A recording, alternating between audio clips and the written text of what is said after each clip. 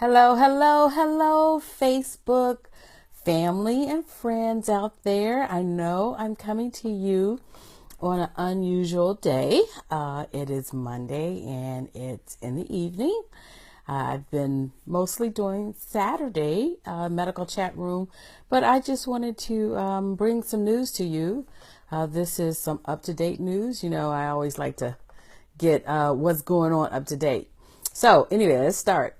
I am Yvette McQueen, MD, emergency physician and travel doctor, a global physician on a mission to educate about health, travel wellness, and disease prevention.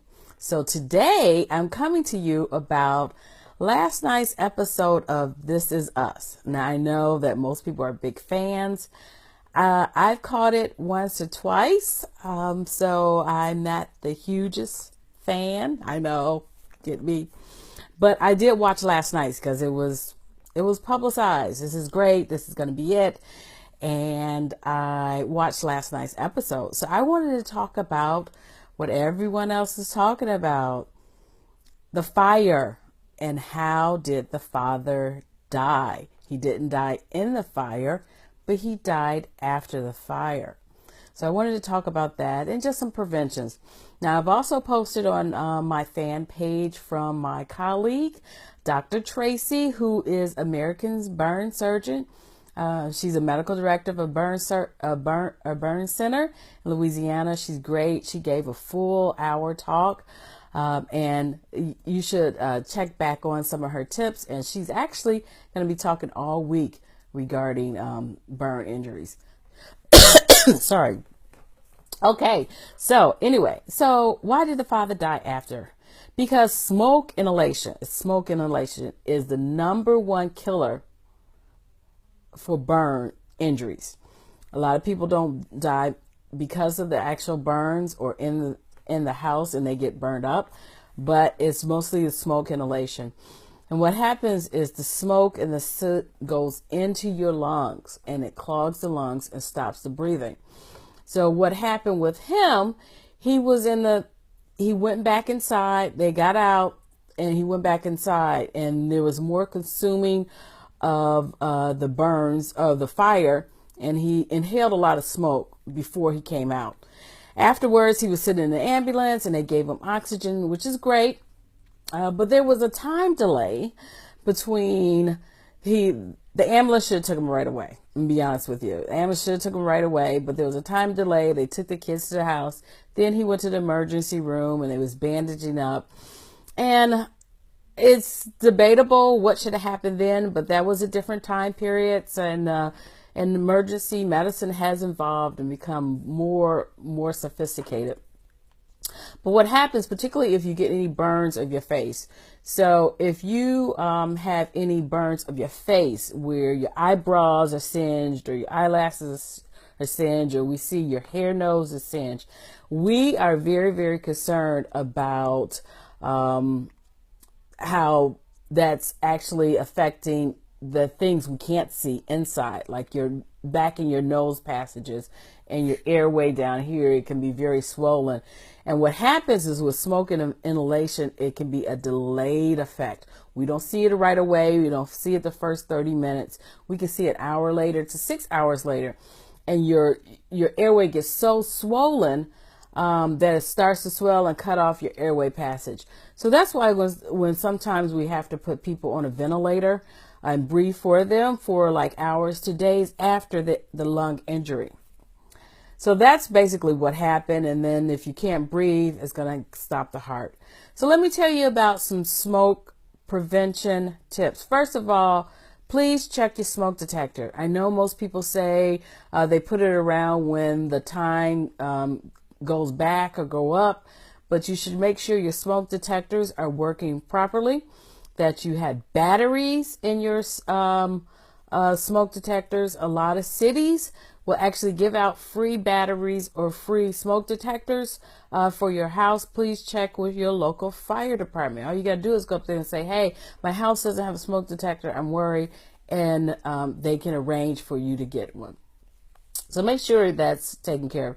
Make sure If there are certain valuables you want, whether it's your family jewelry or your will or something like that, please buy a fire resistant safe. It can be just like a 10 by 10 square safe, small enough where you can grab the handle and run. So it should be somewhere that if you need to get out the house, you can easily pick it up. And so I'm not talking about that big safe, this is a hand one, big, so that you can grab it and walk out at the same time.